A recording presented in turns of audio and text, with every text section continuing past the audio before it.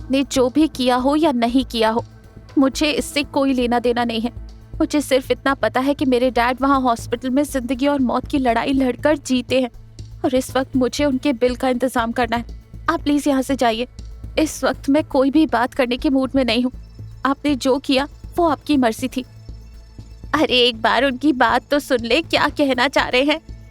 बिल्कुल भाभी, आप सही कह रही हो। देखो अवनी, मैं तुम्हें सिर्फ इतना कहने आया हूँ कि जी जान लगाकर अग्रवाल इंडस्ट्री में काम करो, हमारे साथ पहले जैसे रहो। अगर तुम ऐसा करती रहोगी तो यकीन मानो कि तुम्हारी प्रमोशन इतने हाई लेवल पर हो जाएगी कि तुम्हें दर दर लोगों से पैसा इकट्ठा करने की जरूरत नहीं पड़ेगी। गीता ने जब ये देखा कि गौतम हाथ बांधे हुए चुपचाप वहां खड़ा है, तब वो उस पर चिल्लाई, ऐसे बुत बनकर खड़ा है, देख नहीं रहा घर में मेहमान आए हैं, जाकर पानी लेकर आ। गौतम सिर हिलाकर आगे बढ़ ही रहा था कि गीता उसके हाथ में चेक देख लेती है और उस चेक को खींचते हुए कहती है, ये चेक कहाँ से आया। जब गीता उस चेक को पढ़ती है तो बोलती है, ओहो, ये तो तेरा वही छोटा सा अकाउंट है ना। कितने पैसे थे इसमें?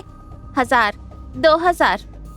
जब गीता चेक की रकम पढ़ती है तो चिल्ला पड़ती है, 1 करोड़? गौतम, तुम्हारे पास 1 करोड़ है? तुम्हारे पास इतने सारे पैसे कैसे आए? बताओ ना, कैसे आए?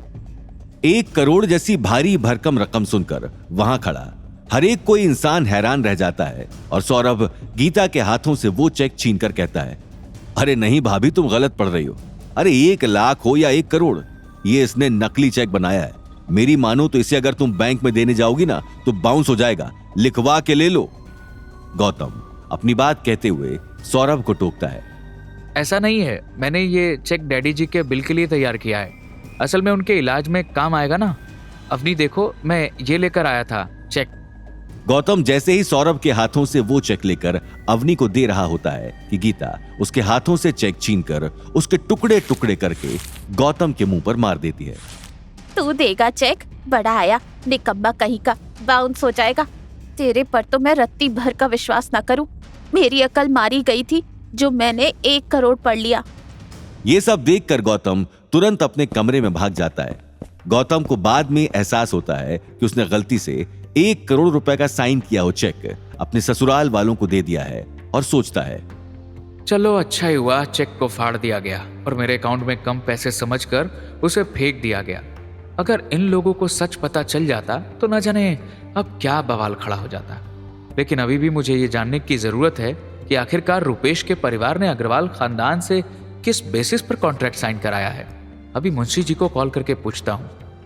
गौतम मुंशी जी को कॉल करता है और उससे सारी बातें पता लगाने के लिए कहता है। कुछ ही देर बाद मुंशी दोबारा कॉल करता है और गौतम से कहता है, अरे सर, असल में अभी हाल ही में अग्रवाल खानदान ने बहुत बड़े बड़े कस्टमर खो दिए हैं, जिसकी वजह से उनके कॉन्ट्रैक्ट भी बीच में आधे ही रह गए थे। बस फिर क्या, रुपेश जिसका नाम आप ले रहे थे, उसके पिता ने इस मौके का फायदा उठाया और अग्रवाल खानदान से दोस्ती का हाथ बढ़ाया और उन्होंने उन लोगों को 10% प्रॉफिट देने की भी बात कही है। Anything else? आप कुछ और जानना चाहते हैं? गौतम ने इनकार करते हुए कहा, नहीं, थैंक यू सो मच, आपने मेरी इतनी मदद कर दी, मेरे लिए यही काफी है। सौरभ अवनी के सिर पर हाथ रखते हुए कहता है, अवनी तुम चिंता मत करो, तुम्हें खर्चे की टेंशन है ना, कोई बात नहीं, मैं शाम को आऊंगा तब मैं हॉस्पिटल में सारा बिल चुका दूंगा। इसी के साथ वो गीता की तरफ मुड़ते हुए कहता है, लेकिन भाभी, मुझे आपसे अभी एक बहुत ही जरूरी बात करनी है। मैं देख रहा हूं आजकल जो भी अग्रवाल खानदान में हो रहा है बेहद गलत है। इवन आप लोग भी उस फाइनेंशियल क्राइसिस से गुजर रहे हैं, वो देखकर मेरे दिल पर भी पत्थर पड़ते हैं। लेकिन कोई नहीं, मेरे पास इसका एक आइडिया है।